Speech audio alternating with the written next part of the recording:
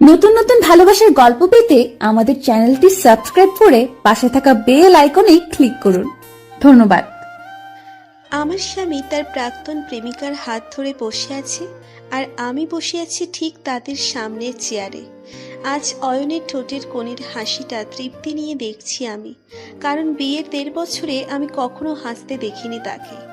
আজ সে প্রাণ খুলে হাসছে নিজের ভালোবাসাকে ফিরে পাওয়ার আনন্দে, আর আমি যন্ত্রণার আগুনে দাউ দাউ করে পড়ছি আমার ভালোবাসার মানুষটাকে হারানোর সন্নিকটে দাঁড়িয়ে।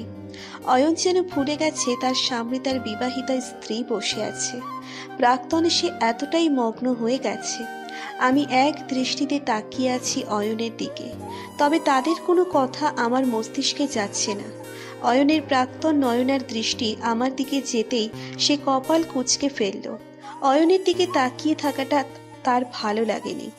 অয়ন ও নয়নার দৃষ্টি অনুসরণ করে তাকালো আমার দিকে, আর আমি থতমত খেয়ে চোখ নামিয়ে নিলাম। অয়ন একবার নয়নার দিকে তাকিয়ে আবার নিঝুমের দিকে তাকালো, আর মুচকি হেসে বলল, সরি নিঝুম, তোমার কথা একদমই ভুলে গিয়েছিলাম। নিঝুম অসহায় দৃষ্টিতে তাকালো অয়নের দিকে। সামনে বসে থাকা মানুষটাকে এক মুহূর্তে ভুলে গেছে অয়ন। তাহলে নিঝুম তার চোখের আড়াল হলে নিশ্চয়ই চিরতরে ভুলতে খুব একটা সময় লাগবে না অয়নের। কিন্তু নিঝুম তো পারবে না এই মানুষটাকে কোনো দিন ভুলতে। চোখে নোনা জলের অস্তিত্ব অনুভব করলে নিঝুম দৃষ্টি সরিয়ে নিল, কিন্তু টেবিলের উপর রাখা হাতে কারো কোমল স্পর্শে কেঁপে উঠে সামনে তাকালো আবার। টেবিলের উপর রাখা হাত দুটোর উপর হাত রেখেছে অয়ন। নিঝুম একবার সেদিকে তাকিয়ে অবাক চোখে তাকালো অয়নের দিকে। এর আগে অয়নের এত কোমল স্পর্শ ভাগ্যে জুটেনি নিঝুমের। অয়ন কৃতজ্ঞতার স্বরে বলল, অসংখ্য ধন্যবাদ নিঝুম। অয়নের এত কোমল গলায় বলা কথাও নিঝুমকে অবাক করছে, কারণ এর আগে অয়ন যতবার নিঝুমের সাথে কথা বলেছে তার কণ্ঠে ছিল বিরক্তি অথবা তীব্র রাগ। অয়নের প্রত্যেকটা ব্যবহার আজ নিঝুমকে অবাক করছে। নিঝুমের ভাবনার জগতে আবার ব্যাঘাত ঘটালো অয়নের কণ্ঠস্বর। আমি সারা জীবন তোমার কাছে কৃতজ্ঞ থাকবো নিঝুম। নিঝুমের ঠোঁটের কোণে তাচ্ছিল্যের হাসি ফুটে উঠল। হাসিটা তার নিজের ওপর। কতটা ব্যর্থ স্ত্রী হলে নিজের স্বামীকে তার প্রাক্তন প্রেমিকার হাতে তুলে দিতে পারে। তবে আজ সে নিরুপায়। সব সময় মুখে কথার খই ফোটা মেয়েটার মুখে আজ কোনো শব্দ বের হচ্ছে না। শব্দগুলো গলায় কুণ্ডুলি পাকিয়ে আটকে যাচ্ছে যেন। নিঝুম নিজের সাথে যুদ্ধ করে একটু আওয়াজ বের করলো গলা থেকে। আপনারা তাহলে কথা বলুন, আমি বরং আসছি। নয়না ব্যস্ত হয়ে বলল, তা কেন, তুমি বরং আমাদের সাথে লাঞ্চ করে তারপরে যাও।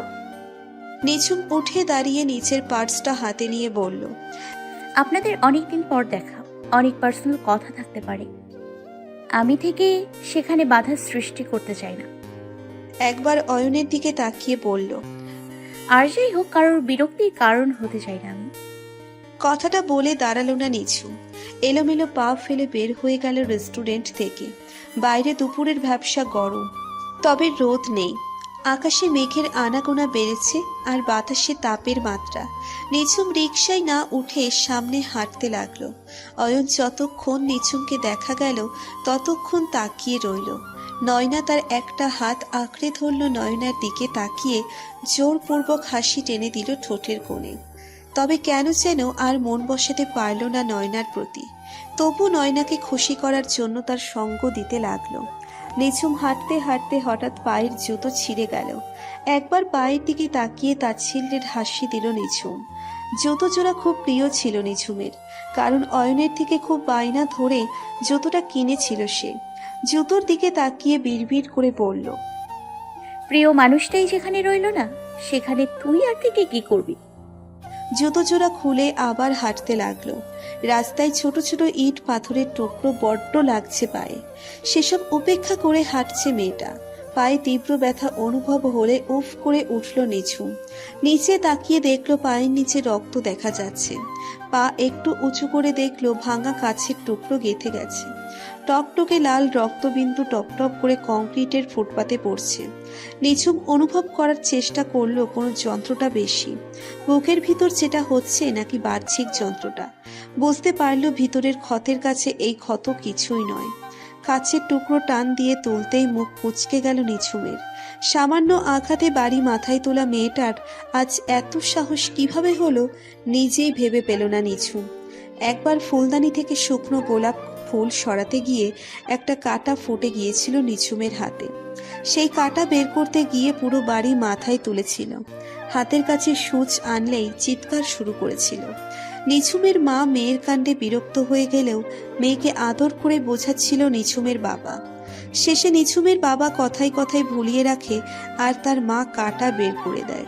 মিষ্টি অতীতের কথা মনে পড়তেই চোখে পানি নিয়ে ফিক করে হেসে দিল নিঝুম। পরক্ষণে বাবার কথা মনে করে মুখ থমথমে হয়ে গেল। আপা, আপনার পা থেকে তো অনেক রক্ত বের হইতেছে। পাশের থেকে কেউ কথাটা বলে উঠলে নিঝুম তাকালো তার দিকে। 17 বা 18 বছরের একটি মেয়ে, হাতে বিভিন্ন ধরনের ফুলে ভরা টুকরি দেখেই বোঝা যাচ্ছে ফুল বিক্রেতা। নিঝুম আবার পায়ের দিকে তাকিয়ে বলল, তেমন কিছু না।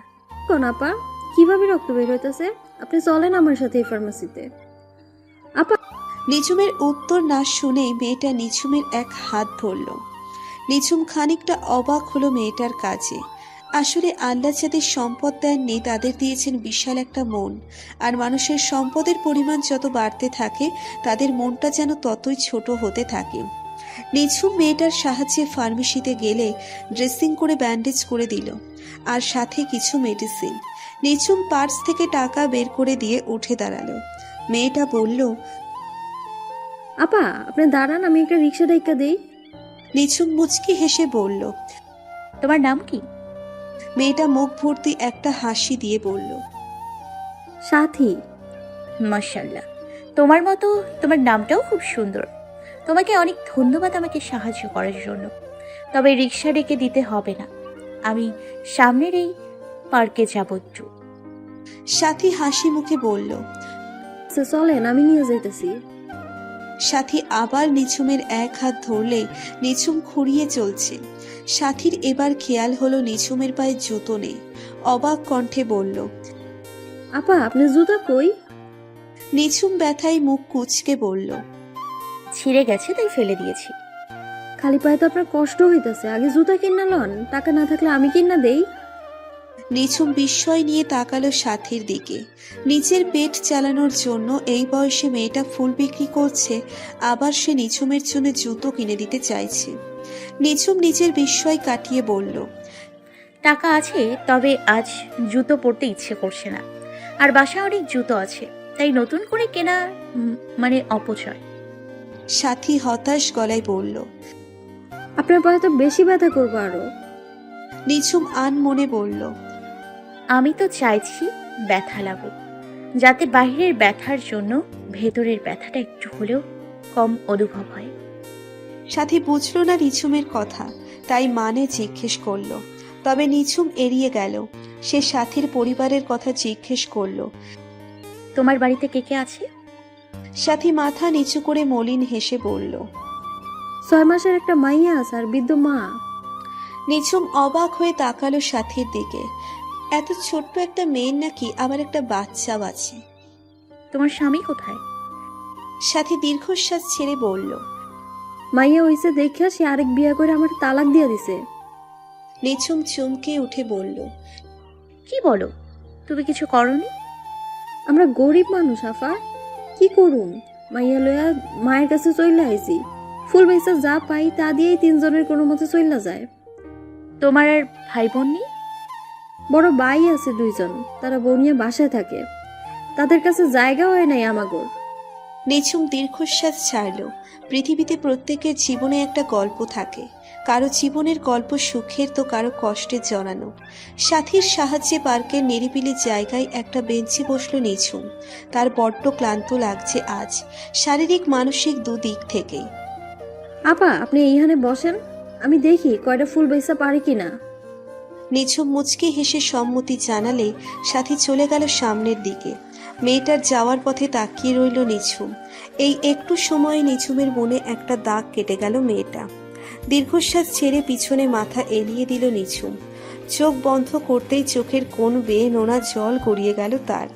বুকের বাপাসটাই ব্যথাটা একটু একটু করে বাড়ছে, মনে হচ্ছে দম বন্ধ হয়ে আসছে তার।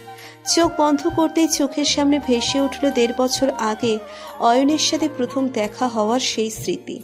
দুপুরের তপ্ত গরমে ঘেমে একাকার হয়ে ভার্সিটি থেকে বাড়ি ফিরেছে নিঝুম। ক্লাসের পড়া শিখে না যাওয়ার স্যার আজ অনেক কথা শুনিয়েছে তাকে। সেই নিয়ে মাথায় আগুন জ্বলছে তার। সে কি এখন স্কুলের বাচ্চা মেয়ে নাকি, যে পড়া না পারলে এভাবে কথা শোনাবে? দুবার কলিং বেল বাজানোর পর যখন দরজা খুলল না, তখন দরজায় জোরে জোরে দুটো আঘাত করল নিঝুম। তৃতীয় আঘাত করার আগেই দরজা খুলে গেল, আর নিঝুম নিজের ব্যালেন্স হারিয়ে সামনে ঝুঁকে কারো গায়ের উপর পড়ল। বিরক্তি নিয়ে সরে এসে কিছু কথা শোনানোর জন্য সামনে তাকিয়ে থমকে গেল। উজ্জ্বল শ্যামবর্ণের এক যুবক দাঁড়িয়ে আছে তার সামনে। মায়াবী মুখে চাপ দাড়ি, চশমা চোখে, কপাল কুঁচকে তাকিয়ে আছে নিঝুমের দিকে। লম্বাই নিঝুমের থেকে অনেকটা বেশি হওয়ায় নিঝুম মাথা উঁচু করে তাকিয়ে দেখল ছেলেটার মুখের দিকে। লম্বা চওড়া পেটানো শরীরে নিঝুমের প্রিয় কালো রঙের শার্ট গায়ের সাথে সেটে আছে। সম্ভবত সুদর্শন দেখতে ছেলেটার উপর ছোটখাটো একটা ক্রাশ খেয়ে ফেলল নিঝুম। ছেলেটা বিরক্তি নিয়ে গম্ভীর গলায় বলল, কাকে চাই? এবার নিঝুমের কপাল কুঁচকে গেল। তার বাড়িতে দাঁড়িয়ে তাকে বলছে কাকে চাই? নিঝুম নিচের ক্রাশ খাওয়া বালি চাপা দিয়ে তেতে উঠে বলল, কাকে চাই মানে? আমার বাড়িতে দাঁড়িয়ে আমাকে বলছেন কাকে চাই? এই কে আপনি, হ্যাঁ? আর আমার বাড়িতে কি করছেন? এই কে আপনি, হ্যাঁ? আর আমার বাড়িতে কি করছেন? নিঝুম কথাটা শেষ করে দাঁড়ালো না, ছেলেটাকে সাইড কাটিয়ে ভেতরে চলে গেল। ছেলেটা ভুরু কুঁচকে তাকিয়ে রইল নিঝুমের দিকে। নিঝুম কাঁধের ব্যাগটা ড্রয়িং রুমের সোফায় ছুঁড়ে ফেলল, জোরে জোরে বলল, মা কোথায় তুমি? মা, এই লোকটা কে আর আমাদের বাসায় কি করছে?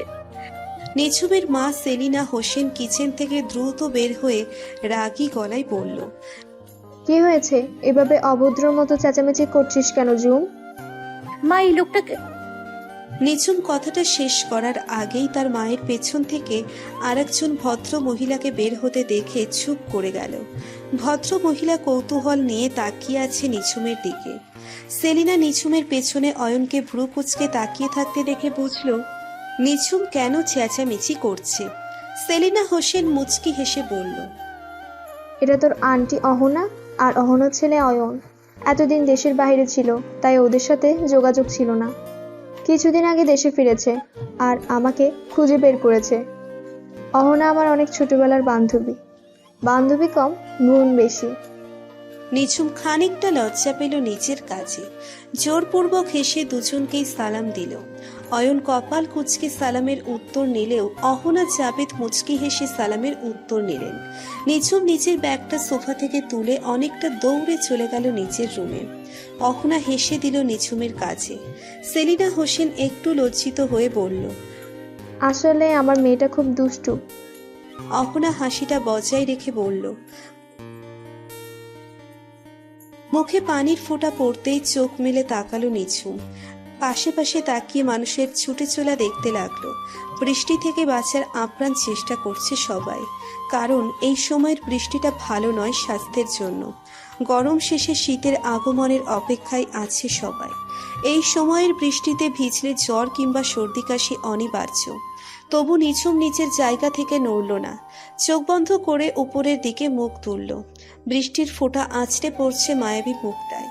অয়নকে প্রথম দেখেই ভালো লেগে গিয়েছিল নিঝুমের। এরপর থেকে নিঝুমের বাড়িতে প্রায় মাকে নিয়ে আসতো অয়ন। আবার কখনো বা নিঝুম তার মায়ের সাথে অয়নের বাড়ি চলে যেত, লুকিয়ে লুকিয়ে দেখতো অয়নকে। ভালো লাগা একসময় ভালোবাসায় রূপ নেয়, তবে অয়ন সব সময় নিজের অ্যাটিটিউড বজায় রেখে চলত। নিঝুম আড়ালে অয়নকে মিস্টার অ্যাটিটিউড বলেই ডাকত। তার ঠিক 2 মাস পরেই অয়নের সাথে নিঝুমের বিয়ে ঠিক হয়ে যায়। নিঝুম সেটা জানতে পেরে রুমের দরজা বন্ধ করে গান বাজিয়ে ইচ্ছে মতো নেচেছিল সেদিন। মনে মনে প্রতিজ্ঞা করেছিল মিস্টার অ্যাটিটিউডের অ্যাটিটিউড সে ভেঙে ছাড়বে। কিন্তু বিয়ের পর এত যত্নে আগলে রাখা অনুভূতিগুলো বৃথা মনে হয়েছিল নিঝুমের কাছে। আপা, আপনি বৃষ্টিতে ভিজতেছেন কেন? নিঝুম তাকিয়ে দেখল সাথী দাঁড়িয়ে আছে, মাথায় একটা পলিথিন কাজ নিয়ে। বৃষ্টি দেখে ওই ছাউনির নিচে দাঁড়াইতেই দেখি আপনি এখনো এইখানেই বইয়া রইছেন। নিঝুম কাপা গলায় বলল, তুমি বৃষ্টিতে ভিজছো কেন? তোমার মেয়ের তো সমস্যা হবে। আপা, আপনি এইখানে বইয়া থাকলে আপনারও তো জ্বর হইব। দেখেন কেমন শীতে কাঁপতেছেন আপনি। তাড়াতাড়ি চলেন আমার সাথে। সাথীর সাহায্যে পাশের একটা ছাউনির নিচে গিয়ে দাঁড়ালো নিঝুম। সত্যি এখন বেশ শীত লাগছে তার। গায়ের কালো শাড়িটাও ভিজে একাকার হয়ে গেছে, মাথার হিজাব ভিজে, কপাল বেয়ে পানি পড়ছে। নিঝুম আশেপাশে তাকিয়ে বুঝলো সন্ধ্যা নেমে আসছে। কখন এতটা সময় পার হয়ে গেছে টের পায়নি। সাথে আমায় বাড়ি যেতে হবে, অনেক দেরি হয়ে গেছে। এই বৃষ্টি মাথায় নিয়ে কেমনে যাইবেন? আমার সমস্যা হবে না, তুমি থাকো, আমি আসছি। নিঝুম বের হতে গেলে সাথী বলল, আপা আপনি দাঁড়ান, আমি আগে আপনার জন্য একটা রিক্সা ঠিক করে আসি। নিঝুমকে কিছু বলতে না দিয়েই সাথী চলে গেল। সাথীর আচরণে বুঝতে পারল সেও নিঝুমের মতো খুব চঞ্চল। একটু পরই সাথী আবার ফিরে এলো। চলেন, রিক্সা পাইছি। তোমার কাছে ফোন আছে? সাথী সাথে সাথে পলিথিনে মোড়ানো একটা বাটন ফোন বের করে বলল। হ্যাঁ আছে তো, আপনি কাউকে কল দিবেন? নিঝুম সাথীর হাত থেকে ফোনটা নিয়ে নিচের নাম্বার তুলে ডায়াল করলো। তারপর আবার ফোনটা সাথীর দিকে এগিয়ে দিল। এটা আমার নাম্বার, কোনো প্রয়োজন হলে ফোন দিও। সাথী মুচকি হেসে মাথা নাড়িয়ে সম্মতি জানালো। রিকশায় ওঠার পর সাথী হাত নাড়িয়ে বিদায় জানালো নিঝুমকে। কিছু কিছু ক্ষণিকের পরিচয় সারা জীবন আমাদের মনে একটা দাগ কেটে যায়। নিঝুমের জীবনেও সাথী মেয়েটা তেমন একটা দাগ কেটে গেল। বাসায় গিয়ে কলিং বেল চাপতেই দরজা খুলে দিল অহনা। নিঝুমকে দেখে ব্যস্ত হয়ে বলল, কোথায় ছিলিস সারাদিন? চিন্তায় চিন্তায় আমার দম বন্ধ হয়ে আসছিল জানিস। নিঝুম অহনার গালে হাত রেখে বলল, এত চিন্তার কি আছে? আমি কি বাচ্চা মেয়ে? অহনা খপ করে নিঝুমের হাত ধরে বলল, এ কি, তোর হাত এমন বরফের মতো ঠান্ডা কেন? অহনা অস্থিরতায় প্রথমে খেয়াল করেনি নিঝুম পুরো ভেজা। ব্যস্ত হয়ে বলল, এভাবে ভিজলে কি করে? বাইরে বৃষ্টি হচ্ছে, সেটা হয়তো বুঝতেই পারিনি। রুমে ছিলাম তাই খেয়াল করিনি। তুই যা, তাড়াতাড়ি চেঞ্জ করে নিয়ে গিয়ে। এই সময়ে বৃষ্টি একদম ভালো না, ভিজলেই অসুখ করবে। নিঝুম মুচকি হেসে খুঁড়িয়ে সামনে এগিয়ে যেতে অহনা আবার নিঝুমের হাত ধরে ফেলে। পায়ে আবার কি হয়েছে? একটু কেটে গেছে মা। কই দেখি দেখি। অহনা চমকে উঠল নিঝুমের পা দেখে। ব্যান্ডেজটা রক্তে ভিজে গেছে। এ কি, এখানে রক্ত বের হচ্ছে তো। আর তোর পায়ে জুতো কোথায়? নিঝুম ক্লান্ত গলায় বলল, রাস্তায় জুতো ছিঁড়ে গিয়েছিল, আর খালি পায়ে হাঁটতে গিয়ে কাচের টুকরো গেঁথে গেছে পায়ে। অহনা কাঁদো কাঁদো গলায় বলল, একটুও খেয়াল নেই তোর নিজের উপর। কেন এত কেয়ারলেস তুই? একটু কেটেছে তো, ঠিক হয়ে যাবে। তুই তাড়াতাড়ি গিয়ে ফ্রেশ হয়ে ব্যান্ডেজ চেঞ্জ করে নে। কাদা আর রক্ত গিয়ে একদম বাজে অবস্থা এটার। নিঝুম ছোট করে বলল। হুম। অহনা নিঝুমকে ধরে তার রুমে নিয়ে গেলে নিঝুম নিজের প্রয়োজনীয় জিনিসপত্র নিয়ে ওয়াশরুমে চলে গেল। অহনা বাইরে এসে দেখল ফ্লোরে কাদা আর রক্ত মিশ্রিত পায়ের ছাপ। ব্যথিত মুখ করে গৃহপরিচারিকা খুশিকে বলল পরিষ্কার করে ফেলতে। সে কাটাছেঁড়া সহ্য করতে পারে না, না হলে নিজেই নিঝুমের পা নতুন করে ব্যান্ডেজ করে দিত। সে দীর্ঘশ্বাস ছেড়ে নিচের রুমের দিকে এগিয়ে গেল। তার কিছুক্ষণ পরই আবার কলিং বেল বেজে উঠলে একটু পর খুশি গিয়ে দরজা খুলে দিল। অয়ন কপাল কুঁচকে দরজার সামনের ফ্লোরের দিকে তাকিয়ে আছে। কাদা আর রক্ত মিশ্রিত পায়ের ছাপ সেখানে স্পষ্ট। খুশিকে কিছু জিজ্ঞেস করতে যাবে তার আগেই ভেতরেও একই ছাপ দেখতে পেল। খুশিকে কিছু না বলে ছাপ অনুসরণ করে নিঝুমের রুমের সামনে এসে দাঁড়ালো। রুমের দরজা খোলা ছিল। ভেতরে তাকিয়ে সোফায় দেখতে পেল নিঝুমকে। সোফায় পা তুলে বসে পায়ের ব্যান্ডেজ খুলছে ধীরে ধীরে। অয়ন ভেতরে ঢুকে বলল, আমার পা কাটলো কিভাবে? হঠাৎ আওয়াজে একটু চমকে উঠল নিঝুম। সামনে তাকিয়ে অয়নকে দেখে নিজেকে সামলে নিল। বেশ শান্ত গলায় বলল, কাচের টুকরো দিয়ে। অয়ন নিঝুমের সামনে হাঁটু গেড়ে বসে বলল, তুমি পারবে না, দাও, আমি করে দিচ্ছি। নিঝুম আগের ন্যায় শান্ত গলায় বলল। নিজের ভালোবাসার মানুষকে অন্য কারোর হাতে তুলে দেওয়ার মতো কঠিন কাজ করতে পারলাম, আর এটা করতে পারবো না, চিন্তা করবেন না, আমি নিজেরটা করে নিতে পারবো। অয়ন নিঝুমের কথাই পাত্তা দিল না, কারণ নিঝুম সব সময় এমন স্পষ্ট কথা বলে যে কথায় কোনো জড়তা আর আড়ষ্টতা থাকে না, যা বলার একদম মুখের উপর বলে দেয়।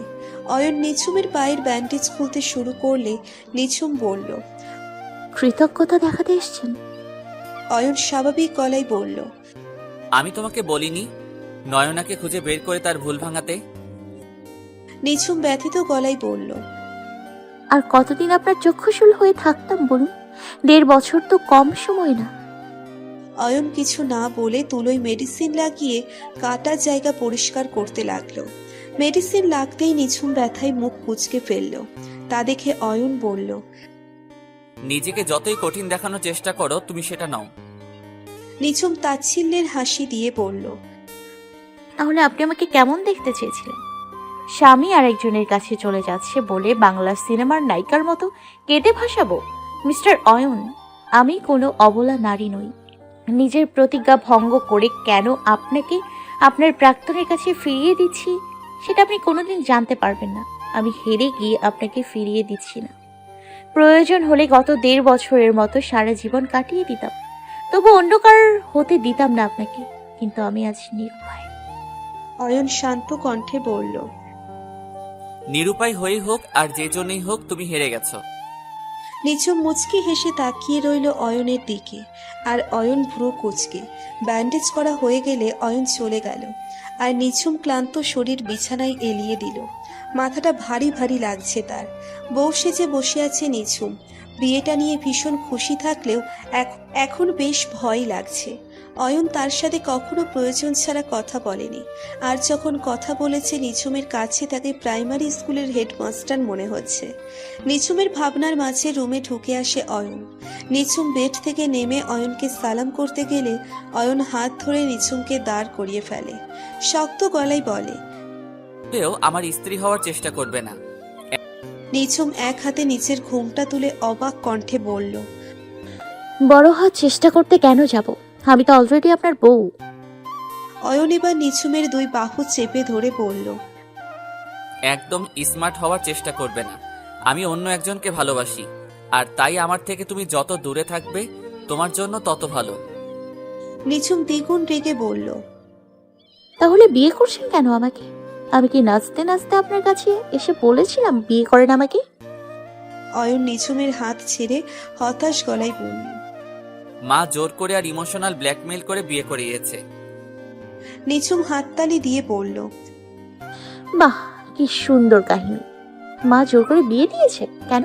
আপনি কি বাচ্চা ছেলে যে ধরে বিয়ে দিয়ে দিল? বলেছিল আমি বিয়েটা না করলে সে সুইসাইড করবে। আমি তাও মানতে না চাইলে সত্যি সত্যি ঘুমের মেডিসিন খেয়ে হসপিটালে ভর্তি হয়েছিল। তুমি নিঝুম শান্ত ভঙ্গিতে বেডে বসে বলল। তো আপনার কি মনে হলো মায়ের কথায় বিয়ে করে বাসর রাতে আমাকে এসে বলবেন আমি অন্য মেয়েকে ভালোবাসি, তোমাকে স্ত্রী হিসেবে মানি না, আর আমি কাঁদতে কাঁদতে বলবো ঠিক আছে আমি চলে যাব, আপনি আপনার প্রেমিকাকে বিয়ে করে নিন? এসব ভেবে থাকলে সেগুলো পালি। আপনাদের মা ছেলের জন্য আমি কেন কোরবানি গরু হতে যাব? আমি কোথাও যাচ্ছি না। আমাকে সারা জীবন আপনার স্ত্রী হিসেবে সাথে নিয়ে চলতে হবে। অয়ন রেগে বলল। তুমি কিন্তু বাড়াবাড়ি করছো। নিঝুম উঠে দাঁড়িয়ে অয়নের শেরওয়ানির কলার ধরে নিজের উচ্চতার ব্যবধান একটু কমিয়ে বলল। আসলে আমি আপনাকে ভালোবাসি, তাই আমিও প্রতিজ্ঞা করেছি এই বাড়ি থেকে আর আপনার জীবন থেকে কোথাও যাচ্ছি না আমি। অয়ন শক্ত গলায় বলল। আমিও দেখবো তুমি কিভাবে থাকো আমার জীবনে। তুমি নিজে স্বেচ্ছায় চলে যাবে এই বাড়ি থেকে, আর আমার জীবন থেকেও। নিঝুম বলল। ওকে, চ্যালেঞ্জ। অয়ন নিজের কলার থেকে নিঝুমের হাত ছাড়িয়ে বলল। Challenge accept. মাথায় শীতল স্পর্শ পেয়ে অতীত থেকে বেরিয়ে এলো নিঝুম। চোখ খুলতে বড্ড কষ্ট হচ্ছে তার। পায়ের ব্যথা আর বৃষ্টিতে ভিজে জ্বর এসে গেছে তার। নিভু নিভু চোখে তাকিয়ে অহনাকে ঝাপসা দেখতে পেল নিঝুম। অহনা ব্যস্ত গলায় বলল। তোর তো জ্বরে গা পুড়ে যাচ্ছে। আমি এখনই অয়নকে ডেকে আনছি, হসপিটালে যেতে হবে। অহনা আবার পাশে বসে বলল। কিচ্ছু লাগবে না তোর। নিঝুম জিহ্বা দিয়ে নিজের শুষ্ক ঠোঁট ভিজিয়ে ধীর গলায় বলল। ওনাকে ডাকবেন না মা। আমার জীবনের কোনো কিছুর সাথে আর কাউকে জড়াতে চাই না আমি। 1.5 বছরে অনেক জ্বালিয়েছি তাকে, আর জ্বালাতন করতে চাই না। অহনা ডুকরে কেঁদে উঠে বলল। আমি তোর জীবনটা নষ্ট করে দিলাম, তাই না রে মা? নিঝুম একটা শুকনো ঢোক গিলে বলল। আমাদের হাতে কিছু থাকে না মা। আল্লাহ তাআলা যেমন ভেবে রাখেন তেমনই হয় আমাদের জীবনে, তাই নিজেকে দোষ দেবেন না দয়া করে। অহনা ব্যস্ত গলায় বলল। তোর কষ্ট হচ্ছে, তুই কথা বলিস না, চুপ করে শুয়ে থাক। আমি তোর মাথায় জলপট্টি দিচ্ছি। নিঝুম চোখের পলক ফেলে বলল। এত রাতে জেগে থাকলে আপনার শরীর খারাপ করবে। অহনা ধমক দিয়ে বলল। চুপ করে শুয়ে থাক তুই, আগে মেডিসিন খেয়ে নে। অহনা নিঝুমের মাথাটা একটু উঁচু করে ধরে মেডিসিন খাইয়ে দিল, আবার ভালো করে শুইয়ে দিয়ে মাথায় জলপট্টি দিতে লাগলো। অহনা মনে মনে বলল। তুই বড় অভাগা রে অয়ন। কাচের আঘাতে টুকরো টুকরো হয়ে যাওয়ার থেকে বাঁচানোর এত প্ল্যান করে তোকে হিরে এনে দিলাম, কিন্তু তুই বোকার মতো হিরে ফেলে সেই কাচের পিছনে ছুটে চলেছিস। একদিন ঠিক নিজের ভুল বুঝতে পারবি, কিন্তু সেদিন হয়তো কিছু করার থাকবে না আর তোর। জানালার পর্দা ভেদ করে সূর্যের আলো অয়নের চোখে লাগতেই ঘুম ভেঙে গেল তার। চোখ বন্ধ করে আশপাশ হাতড়ে ফোন খুঁজে হাতে নিল। স্ক্রিনে তাকিয়ে সময়টা দেখে লাফ দিয়ে উঠে বসলো। 8টা বাজতে খুব একটা সময় বাকি নেই। সারা রাত বৃষ্টি হওয়ার পর সকালে স্বচ্ছ আকাশে সূর্যের অস্তিত্ব আজ তীব্র। গতরাতে অনেক দেরি করে ঘুমানোর জন্য উঠতেও দেরি হয়ে গেল। তবে প্রতিদিন নিঝুম এসে ফজরের সময় ডেকে দেয়, আর অয়নও উঠে নামাজটা পড়ে নেয়। মনে হয় এই তো সেদিনে নিঝুম এ বাড়িতে এলো। নিঝুম বাসর রাতে 2 রাকাত নফল নামাজ পড়তে বললে অয়ন বলল। যে বিয়েই মানি না তার জন্য আবার নফল নামাজ আদায় করব? নিঝুম কিছু একটা ভেবে বলল। আচ্ছা ঠিক আছে, আপনি যেদিন আমাকে মেনে নেবেন সেদিন আবার বিয়ে করে নফল নামাজ আদায় করে নতুন জীবন শুরু করব। অয়ন তাচ্ছিল্যের হাসি দিয়ে বলল। সেদিন কখনোই আসবে না। আসবে আসবে, এমন একদিন অবশ্যই আসবে ইনশাআল্লাহ। সেদিন আমার থেকেও আপনি বেশি ভালোবাসবেন আমাকে। সেটা তোমার স্বপ্নে। স্বপ্ন ঠিক আছে, তবে একদিন বাস্তবেও হবে। আচ্ছা বাদ দিন সেসব কথা, এখন ছেড়ে দিচ্ছি। তবে ফজরে কিন্তু উঠিয়ে ছাড়বো। আমি 7টার আগে ঘুম থেকে উঠি না। সেটা সকালেই দেখা যাবে, কিন্তু এখন বলুন আমি ঘুমোবো কোথায়? আপনার বেডে ঘুমোতে দেবেন না সেটা ভালো করেই বুঝে গেছি। আমার খুব ঘুম পাচ্ছে, তাড়াতাড়ি বলুন কোথায় ঘুমোবো। তুমি কোথায় ঘুমাবে তার আমি কি জানি? বলুন, নইলে কিন্তু বেডে শুয়ে পড়বো। একদম বেডে আসবে না, তুমি ওই সোফায় ঘুমিয়ে পড়ো। অয়নের বলতে দেরি হলেও নিঝুমের শুয়ে পড়তে দেরি হলো না। কিছু চেঞ্জ না করে শুয়ে পড়তে দেখে অয়ন নাক কুঁচকে ফেলল। নিজের প্রয়োজনীয় জিনিসপত্র নিয়ে ওয়াশরুমে ঢুকে ফ্রেশ হয়ে শুয়ে পড়ল। কখন ঘুমিয়ে গেছে টেরই পায়নি। সকালে কেউ মুখে পানি ছুঁড়ে মারলে ধরপড়িয়ে উঠে বসে। কি হলো বুঝতে অনেকটা সময় লাগলো অয়নের। 2 হাতে মুখের পানি মুছে সামনে তাকিয়ে দেখলো 1 হাতে মগ নিয়ে কোমরে হাত দিয়ে দাঁড়িয়ে মিটিমিটি হাসছে নিঝুম। রাগে মুখ লাল হয়ে গেল অয়নের। বুঝতে বাকি রইল না কাজটা কার। উঠে গিয়ে নিঝুমের হাত পিছনে বুঝতে ধরল, দাঁতে দাঁত চেপে বলল। এটা কি ধরনের অসভ্যতামি? নিঝুম ব্যথায় কুকড়ে গিয়ে বলল। সেই কখন থেকে ডাকছি, আপনি শুনছিলেন না, তাই এভাবে জাগাতে হলো। তোমাকে কেউ বলেছিল আমাকে জাগাতে? যা বাবা, না জাগালে নামাজটা পড়তেন কিভাবে? এখন যান নামাজটা পড়ে নিন। দেখুন আমি শাওয়ার নিয়ে নামাজও পড়ে ফেলেছি। অয়ন এবার খেয়াল করলো রাতের সাজে নেই নিঝুম। শাওয়ার নিয়ে একটা সবুজ রঙের শাড়ি পরেছে, দেখতে অনেকটা স্নিগ্ধ লাগছে। অয়ন শয়তানি হাসি দিয়ে বলল। তুমি শাওয়ার নিয়েছো? নিঝুম নিচের হাত ছাড়িয়ে নিয়ে বলল। সেই কখন নিয়েছি? আপনার মতো নাকি পড়ে পড়ে ঘুমাবো? অয়ন কিছু না বলে নিঝুমকে কোলে তুলে নিল হুট করে। নিঝুম অয়নের হঠাৎ এমন কাজে ভয় পেয়ে অয়নের টি শার্ট আঁকড়ে ধরল। আরে রে, কোলে তুললেন কেন? উফ, আছাড় দিয়ে আমার কোমর ভাঙার প্ল্যান করেছেন নাকি? অয়ন কিছু না বলে শয়তানি হাসি দিয়ে ওয়াশরুমের দিকে যেতে লাগলো। ওয়াশরুমে কেন যাচ্ছেন? আরে বাবা, আপনার দরকার, আপনি একা যান না। অয়ন চুপচাপ ওয়াশরুমে গিয়ে পানি ভরা বাথটাবে ছুঁড়ে ফেলল নিঝুমকে। অয়নের কাজে নিঝুম পুরো হতভম্ব হয়ে গেল। রেগে বলল, এটা কি করলেন আপনি? একটু আগেই শাওয়ার নিয়েছি আমি। অয়ন নিঝুমের দিকে একটু ঝুঁকে বলল। সকাল সকাল আমাকে ভেজানোর শাস্তি এটা।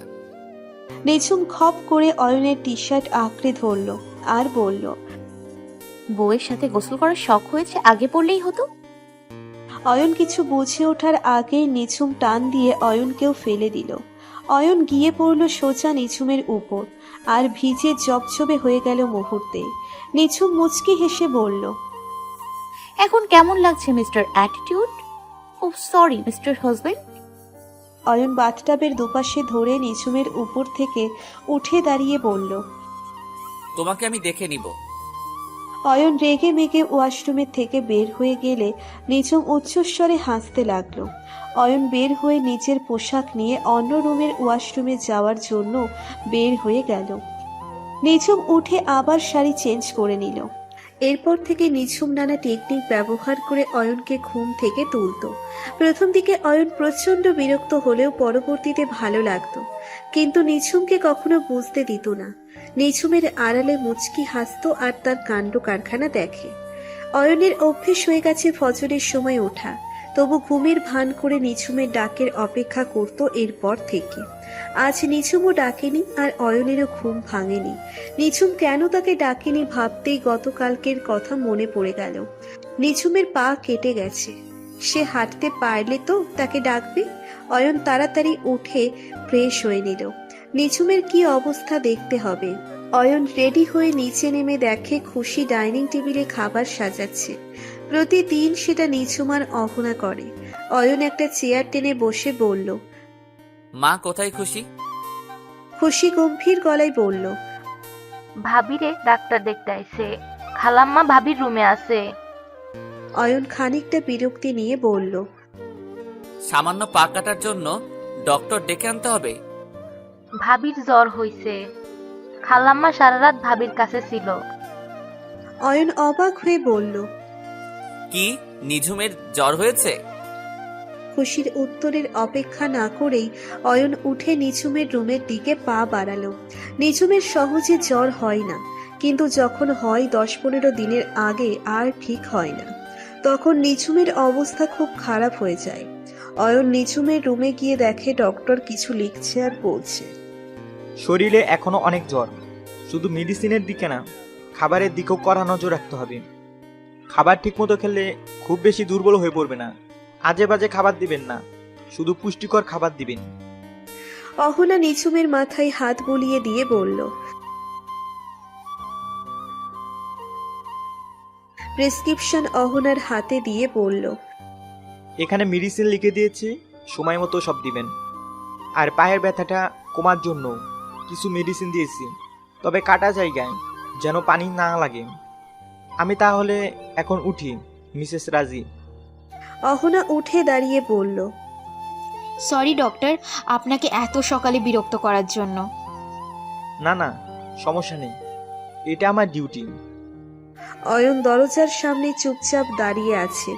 ডক্টর তার পাশ কাটিয়ে বের হয়ে গেল। অহনা পুনরায় নিঝুমের মাথার কাছে বসল। অয়ন এগিয়ে এসে গম্ভীর গলায় বলল, মা, এত কিছু হলো আর তুমি আমাকে একবারও ডাকলে না? অহনা শান্ত গলায় বলল। তোমাকে কেন ডাকবো? অয়ন অবাক হয়ে বলল, আমাকে কেন ডাকবে মানে? ওর এমন একটা অবস্থায় তুমি একা একা সব করছো। অহনা এবারেও বেশ শান্ত গলায় বলল, নিঝুম তার জীবনে কোনো বিষয়ে তোমাকে জড়াতে চায় না আর। অয়ন হতভম্ব হয়ে তাকিয়ে রইল ক্লান্ত হয়ে শুয়ে থাকা নিঝুমের দিকে। এই কি সেই মেয়ে যে মেয়েটা সামান্য গা গরম হলেও অয়নকে নাকানি চুবানি খাইয়ে ছাড়ত। অহনা গম্ভীর গলায় বলল, খুশি ব্রেকফাস্ট দিয়েছে হয়তো, খেয়ে অফিসে চলে যাও, তোমার লেট হচ্ছে। নিজের মায়ের ব্যবহারেও আজ অবাক অয়ন। অনেকটা ঘোরের মাঝেই বের হয়ে গেল নিঝুমের রুম থেকে। ডাইনিং টেবিলে গিয়ে বসতেই খুশি খাবার এগিয়ে দিল। পরোটা, সবজি, ডিম ভাজা, ফলের জুস, সব খাবার যেন তেলে ডুবে আছে। অয়ন অয়েলি খাবার পছন্দ করে না, আর ব্রেকফাস্টে তো একদমই না। খাবার দেখেই বুঝতে পারল আজ সব খাবার খুশি বানিয়েছে। তাই আর না খেয়েই উঠে চলে গেল কিছু না বলে। খুশি শুধু তাকিয়ে তাকিয়ে দেখলো। অয়ন গাড়িতে গিয়ে বসতেই পকেটে থাকা ফোনটা কেঁপে উঠল। বের করে স্ক্রিনে নয়নার নাম্বার দেখে ঠোঁটের কোণে হাসি ফুটে উঠল। যে মেয়ে জন্ম দেওয়ার অপরাধে স্বামীর বাড়িতে সাথীর জায়গা হয়নি, আজ সেই মেয়েকে কেড়ে নেওয়ার জন্য উঠে পড়ে লেগেছে তারা। এর কারণ জানা নেই সাথীর, আর সে জানতেও চায় না। 6 মাসের ফুটফুটে মেয়েকে বুকে জড়িয়ে কেঁদে চলেছে সাথী। মাথায় কারো হাতের স্পর্শ পেয়ে তাকিয়ে দেখল নিজের অসুস্থ মাকে। ব্যস্ত গলায় বলল, তুই উঠে এলি কেন রে মা? তোর কিছু দরকার হইলে আমারে বলতি, আজ তোর শরীরটা বেশি খারাপ হইয়া গেছে। সাথীর মা জমিলা বেগম দীর্ঘশ্বাস ছেড়ে বলল, মাইয়ার জীবনে এমন দুর্দশা দেখা কোন মা ভালো থাকবো রে? সাথী এক হাতে মাকে জড়িয়ে ধরে বলল, আমি তো আমার মাইয়া নিয়ে বাসে শিখা গেছিলাম, ওরা এখন আবার আমার মাইয়াটারেও কাইরা নিতে চায় কেন? বল না রে মা। কথায় আছে পাপ কখনো বাপকেও ছাড়ে না। দরজায় দাঁড়িয়ে কথাটা বলে উঠল রিনি। সাথী রিনিকে দেখে এগিয়ে এলো। রিনি, তুমি এখানে? তুমি কেমন আছো ভাবি? আর আমার পরীটা কেমন আছে? সাথীর কাছ থেকে তিথিকে কোলে নিল রিনি।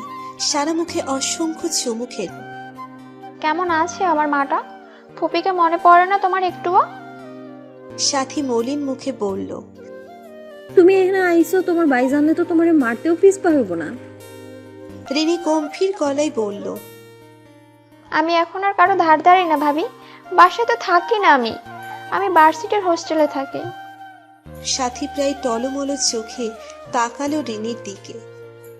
তোমার ভাই তো মাইয়াটারে দেখতেই পারে না, এখন আবার নেয়ার জন্য উঠে পড়ে লাগছে কেন সে? রিনি দীর্ঘশ্বাস ছেড়ে বলল, ভাবি ওই যে বললাম না, পাপ কখনো বাপকেও ছাড়ে না। তোমাকে ডিভোর্স দেওয়ার কারণ তিথি ছিলই না কখনো। তুমি প্রেগনেন্ট থাকতে ভাইয়া ওই মহিলার সাথে সম্পর্কে জড়িয়ে গিয়েছিল। ওই মহিলার ডিভোর্সে ভাইয়ার সাথে কাজ করতো, আর ভাইয়ার থেকেও বয়সে বড়। তিথি যখন জন্ম হয় তখন ওই মহিলা 2 মাসের প্রেগনেন্ট। বিয়ের জন্য ভাইয়াকে চাপ দিতে থাকে। ভাইয়া কি করবে দিশা না পেয়ে তিথিকে কারণ বানিয়ে তোমাকে ডিভোর্স দিয়ে তাকে বিয়ে করে। 1 মাস আগে বাথরুমে পড়ে গিয়েছিল আর পেটে প্রচন্ড আঘাত পায়। বাচ্চা তো মারা গিয়েছে, আর কখনো মাও হতে পারবে না। ভাইয়া চাইলেও কখনো তাকে ডিভোর্স দিতে পারবে না, তাই তিথিকে নিতে চাইছে এখন। সাথী কঠিন গলায় বলল, আমার সংসার কায়রা নিয়ে শান্তি হয় নাই, এখন আমার মাইয়াটার দিকেও হাত বাড়াইছে। সংসার সহজে সাইরা দিছি, তো আমার মাইয়ারের আমার থেকে কেউ দূরে কায়রা নিতে পারবে না। কথাটা বলে সাথী নিজের মেয়েকে কোলে নিয়ে বুকের সাথে আঁকড়ে ধরল। রিনি তাকিয়ে আছে সাথীর দিকে। সাথী রিনির থেকেও বয়সে ছোট। সাথীকে সে সব সময় শান্তশিষ্ট মেয়েই জানে, তবে আজ হয়তো একজন মায়ের মমতাই তার শক্তি হয়েছে। জমিলা বেগম বলল, সাথী মাইয়াডারে কিছু খাইতে দে। রিনি ব্যস্ত হয়ে বলল, না আন্টি, তার এখন আর কোনো প্রয়োজন নেই। আমি তিথিকে দেখতে এসেছিলাম একটু, আর এটা বলতে এসেছিলাম ভাইয়া বোধহয় পুলিশের কাছে যাবে তিথিকে পাওয়ার জন্য। তাহলে বরং আজ আসি ভাবি, নিজের খেয়াল রেখো আর তিথিকে সামলে রেখো। রিনি তিথির মাথায় হাত বুলিয়ে বের হয়ে গেল। সাথী পাশে পাতানো বিছানায় ধপ করে বসে পড়ল। রানার সাথে সে টাকার জোরে পারবে না, তাহলে কিভাবে নিজের মেয়েকে ধরে রাখবে? নয়নার সাথে ব্রেকফাস্ট করে অফিসে এসেছে অয়ন। তার সাথে থেকে নিঝুমের কথা প্রায় ভুলেই গিয়েছে, কিন্তু দুপুরের লাঞ্চের সময় হতেই নিঝুমের কথা মনে পড়ে গেল। বারবার মানা করার সত্ত্বেও নিজে হাতে রান্না করে দুপুরের খাবার নিয়ে সব সময় হাজির হতো নিঝুম। কাজে ডুবে থাকা অয়নকে টেনে তুলে খাবার খেতে বসিয়ে দিত। একদিন অয়ন খুব অপমান করেছিল নিঝুমকে। হয়তো তখন বিয়ের 3 মাস হয়েছে। নিঝুমের কাণ্ড কারখানায় অয়ন পুরো অতিষ্ঠ। সেদিন বড় একটা লস হয়েছিল কোম্পানির। কেবিনে কপালে হাত রেখে চেয়ারে হেলান দিয়ে বসেছিল অয়ন। তখনই দুপুরের খাবার নিয়ে হাজির হয় নিঝুম। নখ ছাড়া কেবিনে ঢুকেই বলে, সরি আজ একটু লেট হয়ে গেছে। আসলে আজ সব আপনার পছন্দের খাবার রান্না করেছি, তাই একটু লেট হয়েছে। আপনি তাড়াতাড়ি ফ্রেশ হয়ে আসুন আর গরম গরম খেয়ে নিন। অয়ন তখনও একই ভঙ্গিতে বসে আছে। নিঝুম টেবিলে খাবার সাজিয়ে অয়নের দিকে তাকালো। একই ভঙ্গিতে বসে থাকতে দেখে কপাল কুঁচকে বলল, কি হলো, এখনো বসে আছেন কেন? খাবারগুলো ঠান্ডা হয়ে গেলে কিন্তু ভালো লাগবে না খেতে। তখন তো বলবেন জঘন্য রান্না আমি করি। অয়ন শান্ত গলায় বলল। আমি খাবো না, তুমি এসব নিয়ে চলে যাও। নিঝুম এগিয়ে গিয়ে অয়নের হাত টান দিয়ে বলল। খাবো না মানে কি? আমি কত কষ্ট করে রান্না করলাম। মুহূর্তেই যেন অয়নের রাগ আকাশ সমান হয়ে গেল। এক ঝটকায় নিঝুমের হাত ছাড়িয়ে উঠে দাঁড়ালো। নিঝুম হতভম্ব হয়ে তাকিয়ে আছে অয়নের দিকে। অয়ন রেগে বলল, হোয়াট ইজ ইয়োর প্রবলেম ইয়ার? কেন পিছিয়ে পড়ে আছো আমার? আমি তোমাকে বলেছি আমার জন্য রান্না করতে, আমি তোমাকে বলেছি আমার জন্য খাবার নিয়ে এখানে আসতে। তোমার জন্য আমি কোথাও একটু শান্তিতে থাকতে পারি না। বাসায় যতক্ষণ থাকি মাথা খেয়ে ফেলো এটা ওটা বলে। অফিসে একটু শান্তিতে থাকবো তার উপায়ও রাখোনি। এতবার মানা করার পরও বেহায়ের মতো চলে আসো খাবার নিয়ে। দয়া করে আমাকে একটু শান্তিতে থাকতে দাও। লজ্জা আর অপমানের চোখে পানি চলে আসে নিঝুমের। এতটা অপমানিত হয়তো এর আগে কখনো হয়নি সে। তবু চোখের পানি মুছে বলল, আমার উপর এরা খাবারের উপর কেন দেখাচ্ছেন? খাবারটা খেয়ে নিন দয়া করে, না হলে শরীর খারাপ করবে। অয়ন দ্বিগুণ রেগে খাবারের প্লেট তুলে আছাড় মারল আর সেটা ভেঙে টুকরো টুকরো হয়ে গেল মুহূর্তেই। নিঝুম ভয়ে কেঁপে উঠে দুকদম পিছিয়ে গেল। অয়ন নিজের মাথা চেপে ধরে বলল, সহজ কথা বুঝতে পারছো না তুমি? এখনই চলে যাও আমার সামনে থেকে।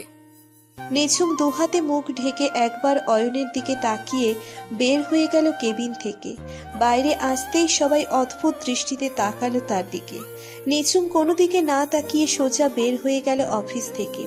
নিঝুম চলে যেতেই আবার চেয়ারে বসে পড়ল অয়ন। চোখ গেল ফ্লোরে ছড়িয়ে ছিটিয়ে থাকা খাবারের দিকে। টেবিলে সাজানো তার পছন্দের বিভিন্ন খাবার।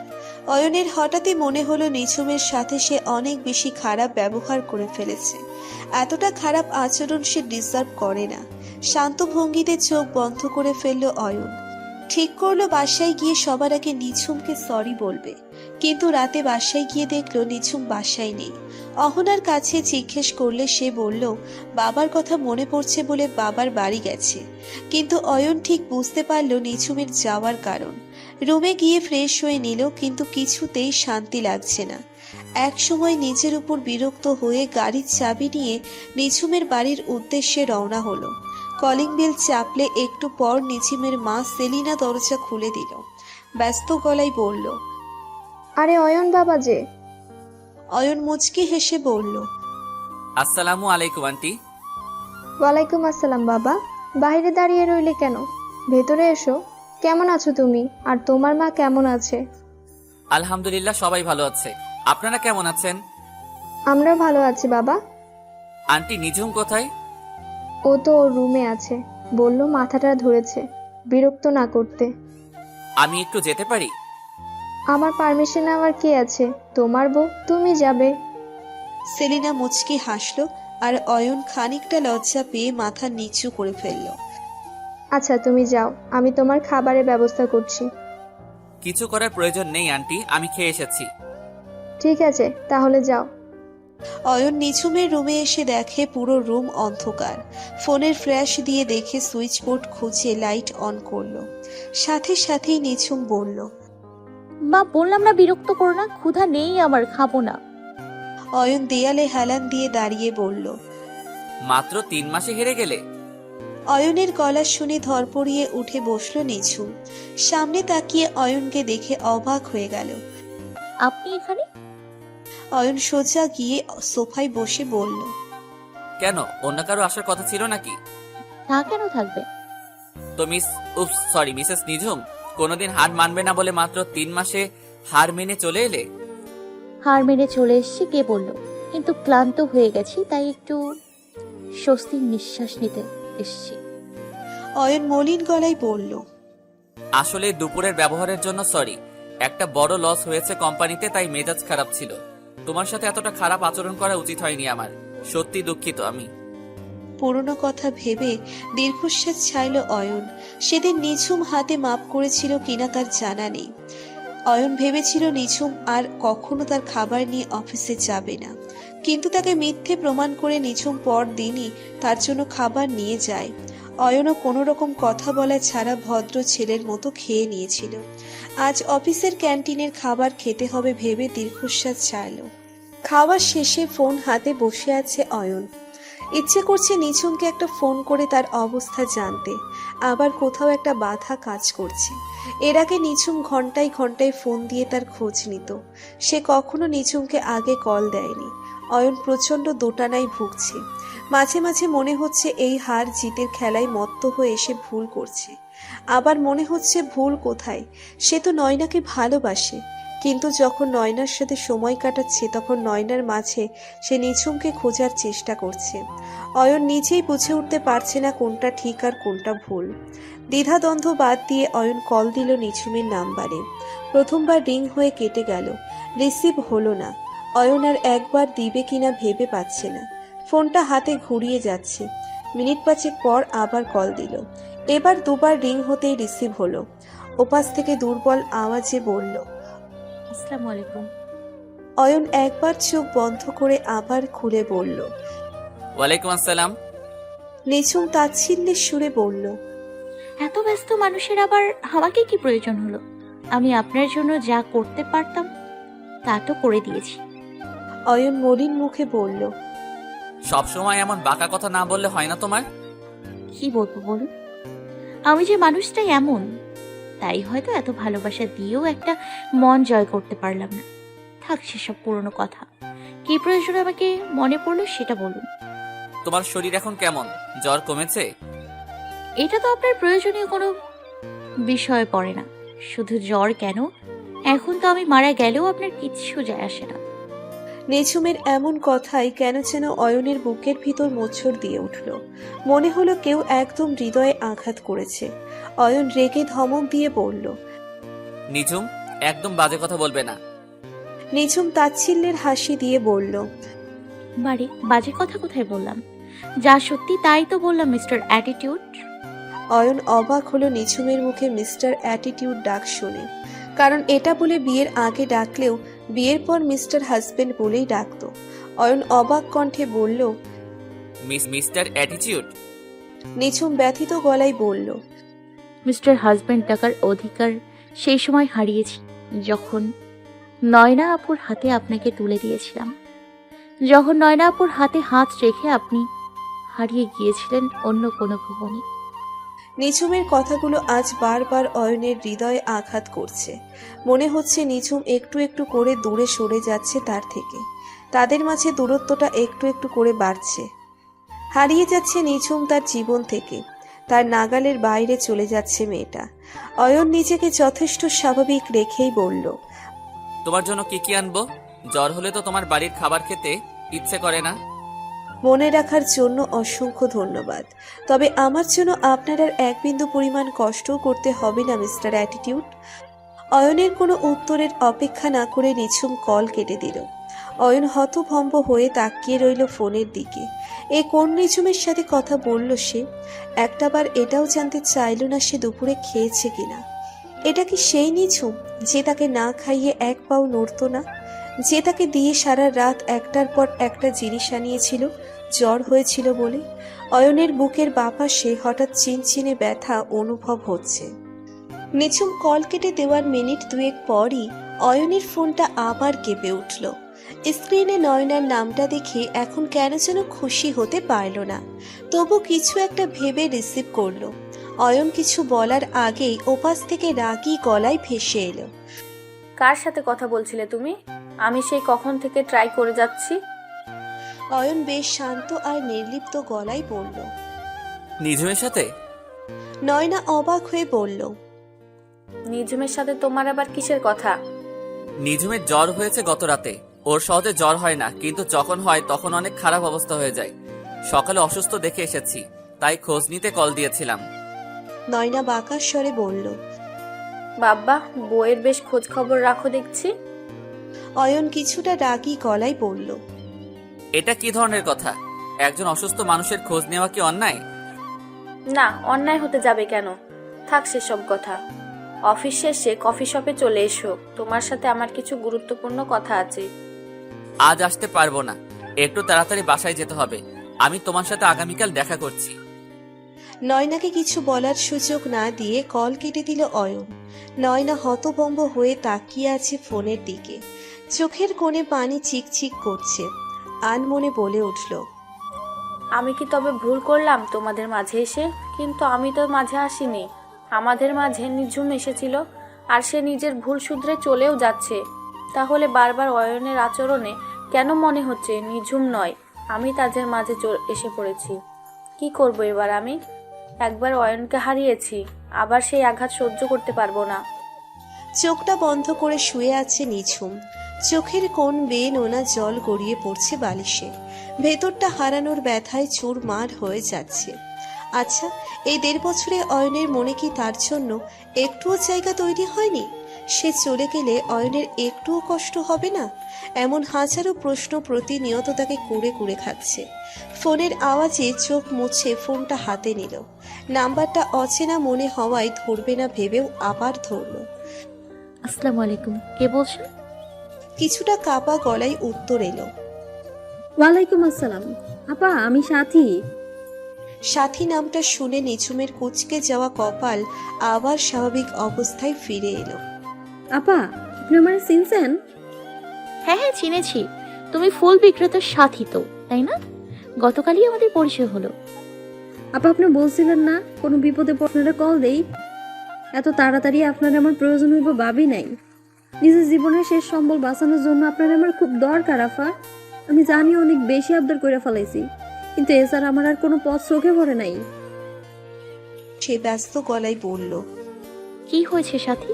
তোমার গলায় এমন লাগছে কেন? আপা, গতকাল ফুল বেচা বাড়ি আইসা দেখি রানা মানে আমার স্বামী আইছে। আমারে দেখাই কইলো সে তার মাইয়া নিতে আইছে, আমি যেন কোনো ঝামেলা ছাড়াই দিয়া দিই। নিঝুম অবাক হয়ে বলল। কিন্তু মেয়ের জন্য তো আমার স্বামী তোমাকে ডিভোর্স দিয়েছিল, তাই না? সেই সবই তার মিথ্যা নাটক আছিল। সাথী নিঝুমকে সব খুলে বলল। রানার পরকিয়া থেকে শুরু করে তাকে ডিভোর্স দেওয়া এবং পরের বউয়ের বাচ্চা মারা যাওয়া, সে আর মা হতে পারবে না, সবই বলল। রানা যে আইনের আশ্রয় নেবে সেটাও জানালো। আপা, আমি অশিক্ষিত আর গরিব ঘরে মাইয়া। রানার টাকা পয়সা ভালোই আছে, তার সাথে টক্কর দেওয়ার মতো শক্তি তো আমার নাই। কি করুম, কোনো দিশা পাইতেছিলাম না। হঠাৎ করেই আপনার কথা মনে পড়ে গেল। আফা, দয়া করে আমার মাইয়াটারে আমার কাছে রাখার একটা ব্যবস্থা করে দেন না। আমি সারা জীবন আপনার বাড়ির কাজ করে দিব, কোনো টাকা পয়সা নেওয়া ছাড়া। সাথীর অসহায়ত্ব বুঝতে পেরে নিঝুম দীর্ঘশ্বাস ছাড়ল। আচ্ছা, সাথীর তো বেঁচে থাকার একটা সম্বল আছে, কিন্তু তার তো সেটাও নেই। বাকি জীবনটা সে কিভাবে কাটাবে? এই জীবনে আর কাউকে ভালোবাসা বা বিয়ে করা সম্ভব নয় নিঝুমের পক্ষে। নিঝুম সাথীকে তার মতো একেবারে নিঃস্ব হয়ে যেতে দিবে না, তার মেয়েকে তার থেকে আলাদা হতে দিবে না। সাথীকে আশ্বস্ত করে বলল।